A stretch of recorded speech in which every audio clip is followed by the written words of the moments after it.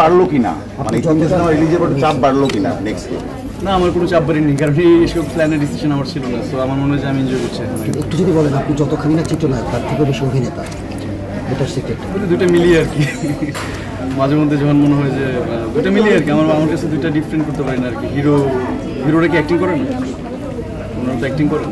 আমার মনে হয় যে দুটো করে করবে। ভাই যেটা বলছিল, আসলে তো কোনো চাপ ফিল করেন না, আমি একদম কোনো চাপ ফিল করি না। সামনে আপনার কবি আসছে যান, এছাড়া আর আসলে আমরা চমক তো দেখতে পেলাম। এটা এখনো আমি জানি না, সেটা যাদের সাথে কথা হচ্ছে সেটা ওরা টেক কেয়ার করছে। তিনটা সিনেমা হয় তিন রকমের, আসলে তিন রকমের অডিয়েন্সের কাছে অডিয়েন্সের ডিফারেন্সটা কীরকম কথা বলতেছেন দিন যাবেন? আচ্ছা, অডিয়েন্সের জায়গা থেকে আমি বলবো সিনেমাটা আসলে জনর ওয়াইজ তিন রকমের। সেলিব্রেট যে সিনেমাটা খুবই লোকগল্পের সিনেমা, এটা আমরা সবাই জানি, অনেক আগের গল্পের সিনেমা।